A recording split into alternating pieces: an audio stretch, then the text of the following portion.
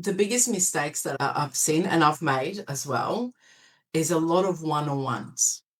One-on-ones. Like we don't even use that phrase anymore. We used to. I think that segregates the team. It keeps one person, one manager super busy doing all of those one-on-ones all the time. And it doesn't actually do anything to connect the team in any way. Yes, our door is always open. That's the policy. If someone wants to talk to me about anything at all, or Manos or Arthur or Joe, any of the managers here, the door is always open and people come in and they discuss things. We don't have to have an appointment or make a time. Just come in. So open door policy, number one. Number two, one of the things that we've actually implemented that's been really fantastic is a 15-minute catch up in the morning. And especially if you have teams overseas or remote staff. So, for example, now in Queensland, our office is in Sunshine Coast, but we've got two staff members that work in Brisbane. So they work from home full time. That can feel lonely sometimes. Also, we've got team members working from Greece. We've got some of our graphic design team working there. Now they've got a 9 hours difference. So some of those meetings have to happen at 4 o'clock in the afternoon here. But the rest of the team, they catch up for a 15-minute quick Zoom call every single morning.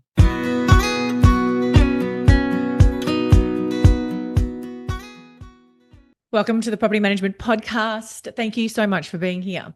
Now, today's episode is something that sits at the core of every successful business, but often gets overlooked. And that's the impact of your culture, your structure, and your daily operational habits. Because what I see time and time again is business owners focusing on growth, more doors, more clients, more revenue. But behind the scenes, there's chaos, there's inconsistency, and there's a lack of clear structure holding it all together. And the truth is, without the right foundations in place, growth doesn't create freedom, it creates more pressure. So I'm really excited for today's conversation because I'm joined by Maria Findikakis, and I probably butchered that. I apologize, Maria, who is incredibly well known in the industry for her leadership, her focus on performance, and her ability to build high-functioning teams and businesses. Through her work with Agents Agency, Maria has helped countless real estate businesses strengthen their culture, implement structure, and create the kind of daily habits that actually drives results. Not just short-term wins, but long-term success. And in this episode, we're diving into what a strong business really looks like behind the scenes, how leaders can create environments where teams thrive, and the small shifts in daily operations that can make a massive difference to performance. Because at the end of the day, it's not just what you build, it's how you run it that determines everything. So let's dive on into this episode.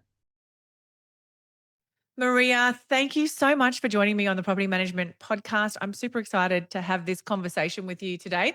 Before we dive in, can you share with our audience a little bit about yourself and what you do? Absolutely. Thank you for having me, Carly. I was really looking forward to catching up with you today. So where do I start? So I was, do you want me to start? I was born in, I didn't know. So I am new to Australia. I came to Australia when I was 18, so I wasn't born here. I met my husband overseas, Manos. He was backpacking around Europe. So we met, fell in love, and I came to Australia when I was actually 19 years old. Not knowing the language at all, went straight into business with Manos, and we had takeaway shops for a very long time. Not my ideal work situation. You know how they say people actually, when they want to achieve a new goal, they have something that they want and they sort of go towards that goal because it excites them. For me, I was looking for something because I wanted to get away from the family business and I wanted to get away from the long hours and everything that we did working, having a franchise of takeaways and two young kids. So someone said to me, we feel that you're going to be really good in real estate. You care about people, so we think you'll be great at it. And I had no idea about the industry whatsoever, never really knew anything about it and what it involved. And I said, why not? I was looking at different opportunities. I went in as a salesperson, started in Manaliza in the Mornington Peninsula. did my license. I worked with MPRE, More Peninsula Real Estate, for a year and a bit, a year and a half, and then I went into my own business straight away. I was 33 at the time. I wasn't fully licensed, so we had to employ a fully licensed estate agent.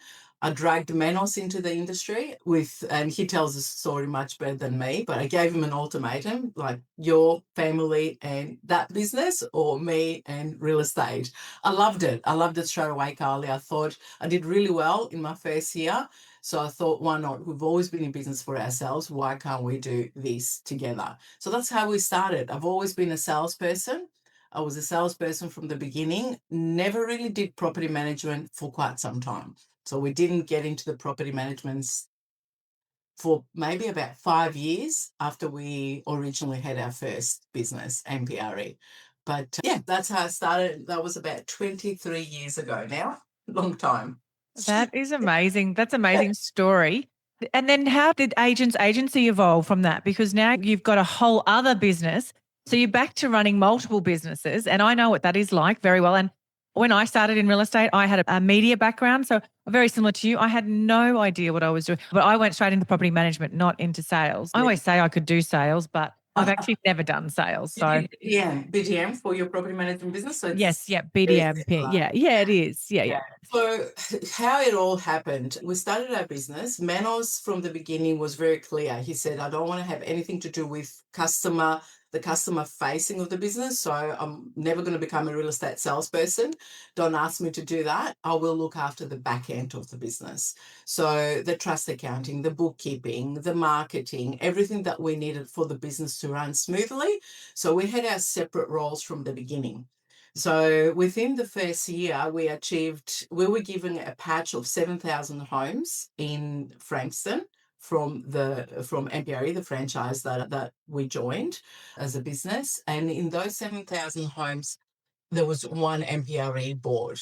Within 12 months, we got 50% market share in that area. It was huge because we went out, we did what we had to do, and we both focused in our own separate roles. If you ask anyone that knows me, I'm an amazing delegator. I don't have to do everything myself. And I find that's one challenge that business owners have. They have this thing about delegating and letting other people do different parts of the business so they can focus on what they're good at. I never had that challenge. I've always loved just focusing on my lane and achieving my goals, and I trusted other people to do the rest of it so we can get there faster. And I think that was a critical thing. It was a critical moment that we just realized that if we focus on our own roles and we do what we do best, then we'll be able to take this business to the next level. So, cutting a very long story short, that's how Agents Agency actually was born. So, we saw the difference that it made for a salesperson not to have to focus on the business part of their business and getting someone else to do it, how quickly that could actually grow and achieve their goals. And over the years, we also saw that a lot of successful businesses were successful on paper, but for the salesperson, they felt really heavy.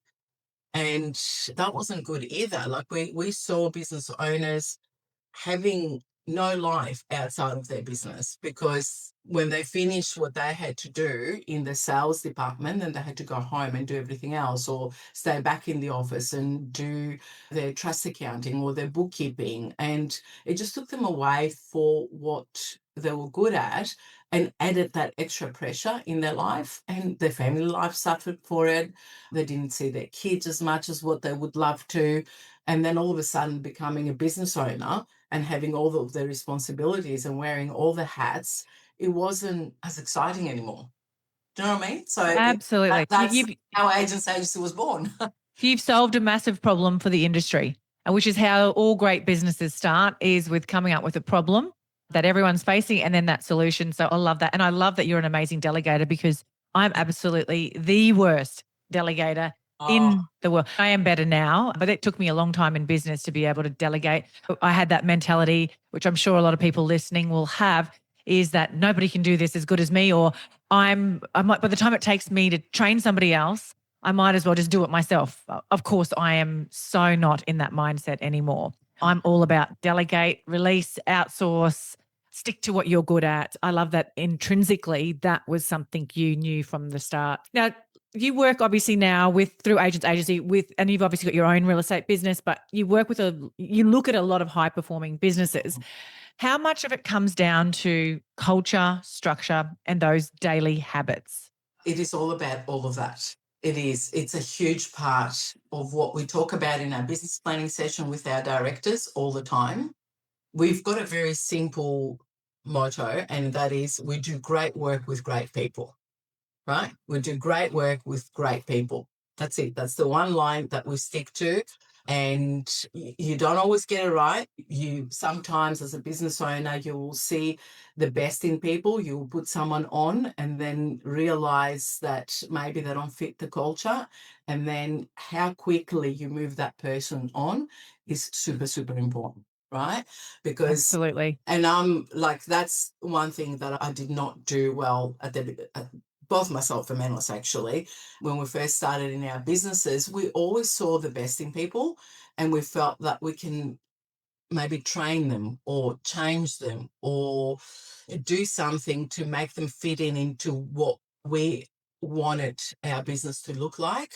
And then we realized that not everyone is going to be a good fit for your business. And you have to release that person so you can protect the rest of the team, because that's a huge responsibility too. We've got close to 80 people working with us here and overseas, and they are so important to us. Their goals, their aspirations, the environment that they work within.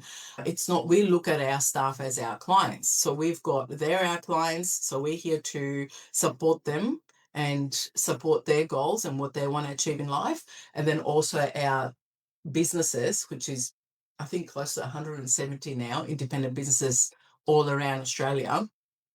They're our clients as well, obviously. They pay us. So this is the misconception. A lot of people think, okay, so a client is someone that pays you, right? They're your clients. So you got to look after them. You have a contract with them. You provide a service. So they're a client. That's fantastic. But I don't know that many people look at their employees as their clients. And we've always looked at it that way, Manos and myself, because I guess the way that, yes, we do pay them to be here. Yes, they are an employee. I never say that person works for me. I always say we always use the language we work with Zane, with Stephanie, with George, with Alicia, with the people that are in our team here. And they give us a big part of their week to be here and work towards a common goal, which is growing Agents Agency. So it's important for us to understand, okay, they're giving us 40 hours of their week. What do they want in return apart from what we pay them, which is a salary, right? A good salary. So what do they want to achieve in life? How do they want their environment to be? All of those things are very important. So what does that do to the business owner and the business? It brings longevity to the people that are, they're going to stay with you because they work in an environment that's fantastic. They feel like they're supported. They feel like they've been heard. They know what they're going to work to achieve. Clarity on all of that is very important as well, obviously, in the role. And it brings longevity for the business, which is huge. It's the revolving door of people coming and going in real estate, and especially in property management, is huge. You've got people moving from one place to the other thinking the grass will be greener somewhere else. And if you can stop that in your business, I think that's a huge win. Absolutely. I love that mindset shift of treating your team as clients as well. I think that because let's be honest, like culture's got a bit of a fluffy feel to it, but you've just said exactly what culture should feel. And you're exactly right. Because if you don't look after your team, and I consciously years ago changed the word staff to team as Team. well. I Yeah. stopped calling people staff. They were on my Yeah. team because and we're a team, it takes a team to build and grow a business. There's no I in business. It's a we, definitely a we and an us. 100%. Yeah. Yeah, I think you've What highlighted that really well. Yeah, sorry to interrupt you. No, you're right. I You always go. say the right people will lift your whole business. The right people will lift your whole business, and the wrong person can be just one in the team will actually pull the whole business down if you don't discover it quickly and remove it to protect the rest of the team. Yeah. Yeah. And there's nothing more humbling, I think, than making a wrong hire and going and then having to look at yourself and go, oh my God, like, how did I make that mistake? And because we're not perfect humans and we're learning as well as business owners, no one gave us the manual to here's the perfect person for your business. And people are good at masking some toxic behaviors. And so do you think the culture then starts with the leaders or with the hires? Definitely with the leaders. I just want to add something. You just reminded me of something Yeah. with regards to hiring the right people. So this is the process that I use. So yes, I will interview the person, but then I will get the entire team involved. So not that the new team member is going to have to sit through a whole heap of different interviews. It might be just myself and my GM, Joe Morris. But then if that person is an addition to the graphics design team, then the graphics design team will sit with that person and have a coffee and have a casual conversation. And then we will, obviously take their feedback on board, and then we'll move from there. If you have a big team and you put that extra person into that team, it's important to have the team involved in the process. I think that prevents a lot of PURs, we call them. PURs are previously undetected recruitment errors. I love that. So Love that good acronym. Yeah. it is a good acronym. It's not ours. Manos took it from someone, and I think it was, I can't remember the name of the gentleman, but someone has come up with it and they've written a book on it. So we've taken it and we talk about it with the team very often. So yeah, we do get involved. We do get the team involved when we bring a new team member into into their team. Fantastic. Now, I want to ask you two parts of this question. What are some of the biggest mistakes that you see people making? Because I know you, and not necessarily you, but maybe your mistakes, or if you've seen other officers, what some of the cultural mistakes that they make. And then what are some of the best things that you've implemented into your business with 80 people in it? Like, that's massive. What have you implemented to make sure that everybody is on the same team? Yeah. The biggest mistakes that I've seen and I've made as well is a lot of one-on-ones. One-on-ones. Like we don't even use that phrase anymore. We used to. I think that segregates the team. It keeps one person, one manager super busy doing all of those one-on-ones all the time. And it doesn't actually do anything to connect the team in any way. Yes, our door is always open. That's the policy. If someone wants to talk to me about anything at all, or Manos or Arthur or Joe, any of the managers here, the door is always open and people come in and they discuss things. We don't have to have an appointment or make a time. Just come in. So open door policy, number one. Number two, one of the things that we've actually implemented that's been really fantastic is a 15-minute catch up in the morning. And especially if you have teams overseas or remote staff. So, for example, now in Queensland, our office is in Sunshine Coast, but we've got two staff members that work in Brisbane. So they work from home full time. That can feel lonely sometimes. Also, we've got team members working from Greece. We've got some of our graphic design team working there. Now they've got a 9 hours difference. So some of those meetings have to happen at 4 o'clock in the afternoon here. But the rest of the team, they catch up for a 15-minute quick Zoom call every single morning. And we've implemented that just this year, and it's made a huge difference. And then if anyone wants to stay back to discuss something a little bit further, they've got the time, we make the time and we'll stay back for them. Now, not every single person, like I'm not on them every single day, but they're a specific time, 10:15 to 10:30. When Manos gets on, it usually goes to 11:45 because he loves to talk. So we know that our GM is on every single morning at 10:15, and then the entire team jumps on as well. The administration team, we've got schedule meetings with our property managers. Technology has made it easy to connect. So that's one of the implementation. Another thing that we do is training. So not just for our salespeople, but for our admin and for our PMs. And it's more of there's so many courses and podcasts and things that you can go out and listen to, and it has to be an a personal thing. You've got to love to learn and implement. And the majority of our team, I'm proud to say, they absolutely are on board with that. So implementing those training sessions are really important. So then you can keep everyone on the same page and you're moving towards the same direction. And then there's other things that we've implemented that we do and we recommend our team to do. I'll give you an example of what I do every night. I'll put my day in writing every night for the day after. So I don't wait for the morning. So today I've come into the office and I know what my big rocks are. You know the big rock story, right? Yeah. The big rock. So But share it. Yeah, share the I story. it's more for life, isn't it? The big rock story. It talks about the jar with you put your big rocks in, which is your family, your health, anything else, and then you put your little rocks in, and then the sand, and then the water, and you can fill that jar with a lot more different things that you can do throughout your life, and you know what's important, and you can fill your jar more. Sorry, I made the story like Yeah. probably didn't make it any justice, but what I have done is I've implemented that into my business life. So what I say to myself every day, I keep it simple. My lists are here. They're in my little black book. No And phone numbers. It's your big things to do. Yep. yeah, Love all of it. my lists. Yep. So all my big rocks. I know today this was one of them, first thing in the morning. So I prepared for it.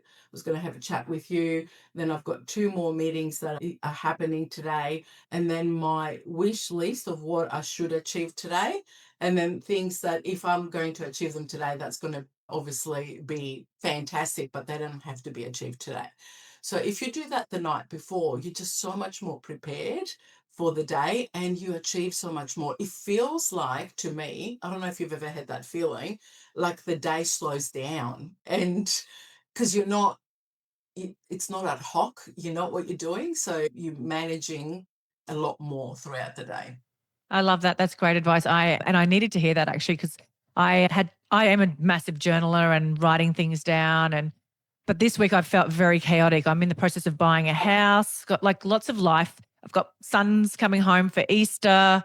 So just I'm trying to clean my house and get organized and lots of extra things on top of the workload. And I actually said to myself last night, like I need to slow down today and do some journaling, prioritize what my big rocks, what I really have to get done.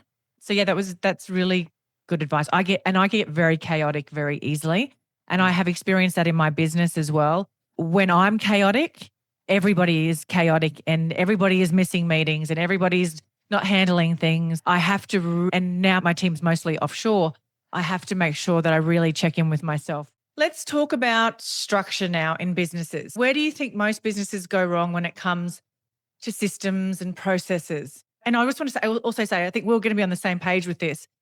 I'm a big advocate of outsourcing and letting go of stuff that you don't need to be doing, whether that's offshore, inspections, whatever it is. And that transformed my business. Yeah, look, I totally agree with you. And obviously, that's one of the things that we do. It's the services that we offer to business, or the services that we offer to businesses in sales and in property management can actually take away the pressure from the business owner by delegating. But even if you were to not delegate anything and you're a small business and you've got 1, 2, 3 people working with you, I think the main thing for the structure is for everyone to be clear on their roles. If everyone, and that's what we found with Manos, if we go back to my original story when we started our first business, we were super clear and we couldn't actually go into each other's role because we didn't know how to. You put an Excel spreadsheet in front of me or you ask me to do trust accounting, no way. I couldn't do it then, and I can't do it now. Not that I can't. I'm not interested. I've never learned it. It's not my thing. I know there's people that absolutely love it, and they will do a better job than what I would ever do. Manos used to look after that, and then Manos in sales, although eventually he did come into it. That first year, it was myself and another salesperson. So being clear on the role taking responsibility of the role, putting the KPIs, putting the systems around the role. And I think what that does for the team as well, it makes them to take responsibility rather than having everyone doing a little bit of everything and not owning anything. And when you take a responsibility for a specific role and you thrive in it and you're able to move the business forward, it's not just sales. There's so many different departments in the business that makes a huge difference in the success or the failure of the business. So when someone is responsible in that role and they make a difference, it makes them excited. They feel like they've achieved, they've been recognized by us and the entire team. And it's a huge difference. So I think ownership of role and clear guidelines of what everyone is doing within the business is the biggest give me a word. I can't. It's the It's It makes things smoother. The question I was thinking to ask you at the end of that was, I think your culture really thrives off the foundational work of your systems and processes.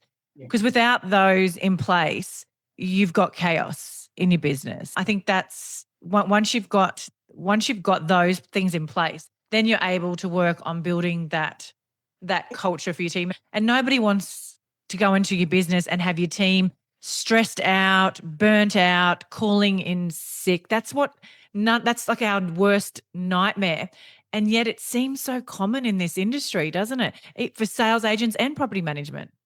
yeah, and property management especially.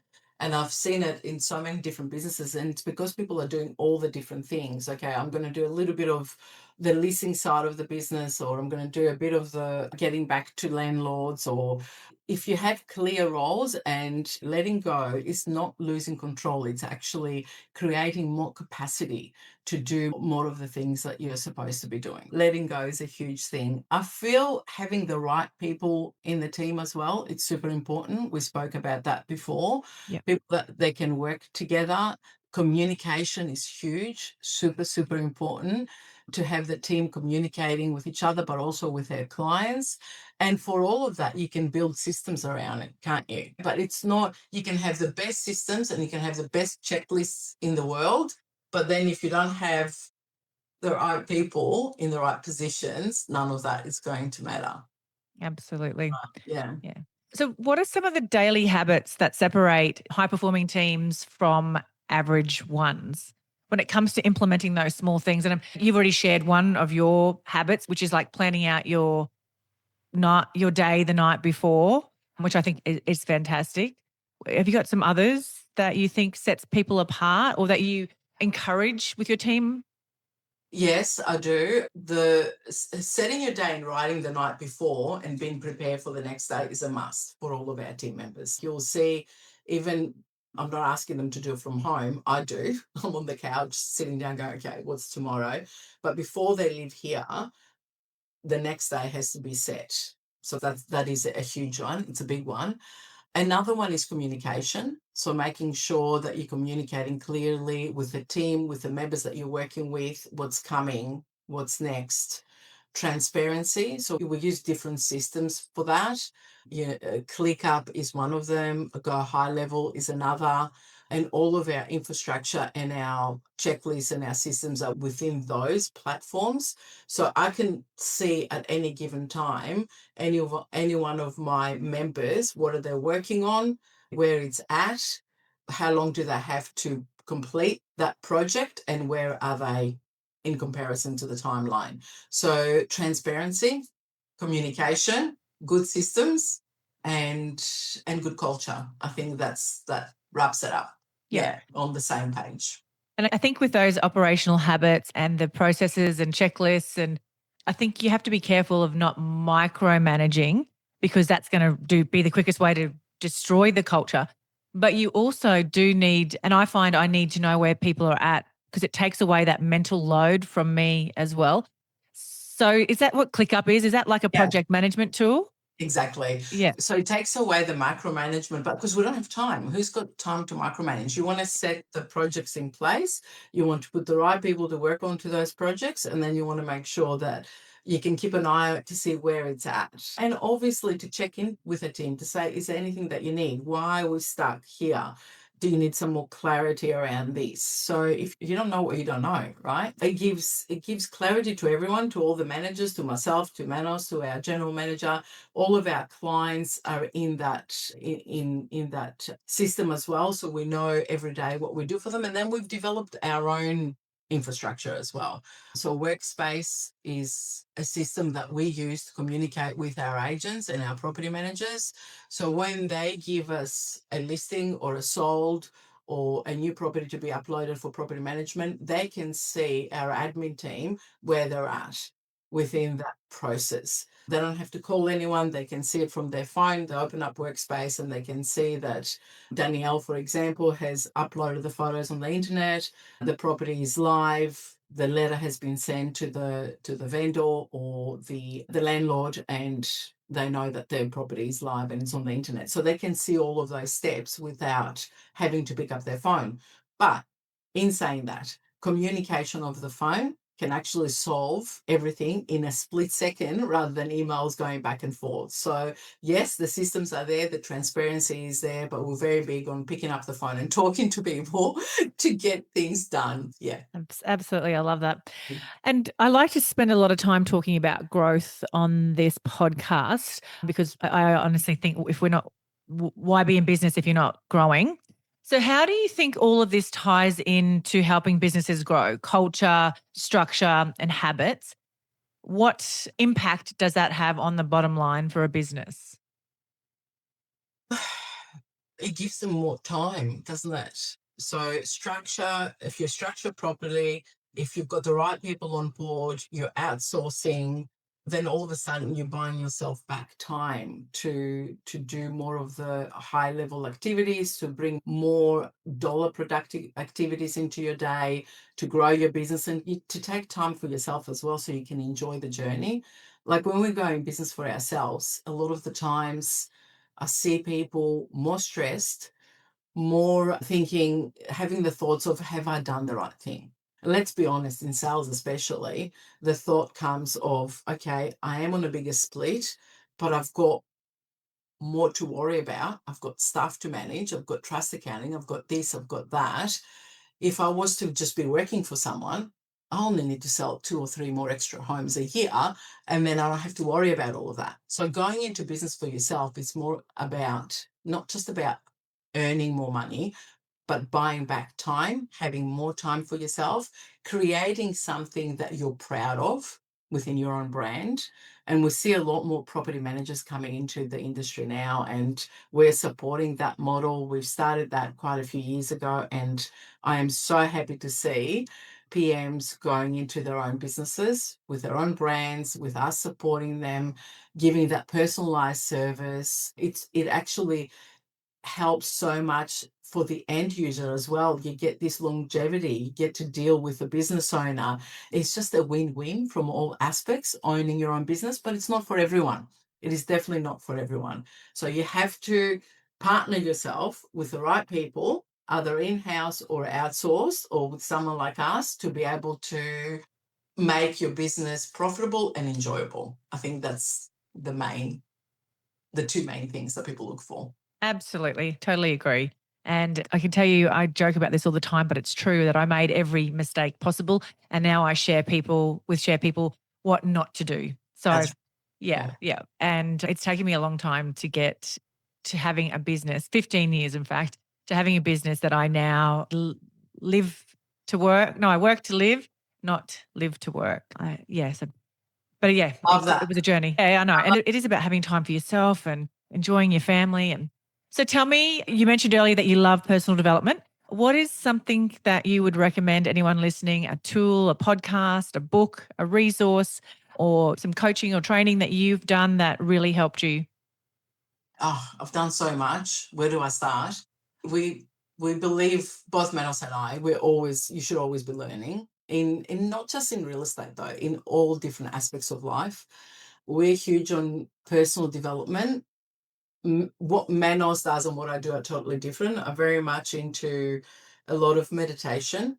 My go-to people would be, as far as books, would be Eckhart Tolle now, huge on meditation, Joe Dispenza, Yep. things like that. That's all personal development. Brené Brown. Can't beat her. Yeah, Yeah. no, everything about her I love. And as a business owner and as a leader, I think it's super important to learn how to be vulnerable with your people, because then you're open. You're an open book. I don't know how to be anything else anyway, to be Yeah. honest. I think that just comes naturally. A lot of gratitude stuff in there. That's what I do. That's what helps me throughout my day. Everyone is different. I feel it's really important to discover what drives each individual and what they enjoy. I listen to a lot of it. I'm not a huge reader. I listen to a lot of podcasts when it comes to real estate as well. We've got our own training company, Black Soul. So we do interview quite a few people. You can learn from your colleagues. Yeah. I learn from my kids every day. So it's just been an open book and finding out what it is that works for you, because what works for me might not work for everyone, and just learn from those people.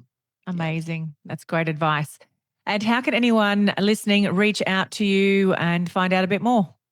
You can find out about what we do on agentsagency.com.au. That's our website.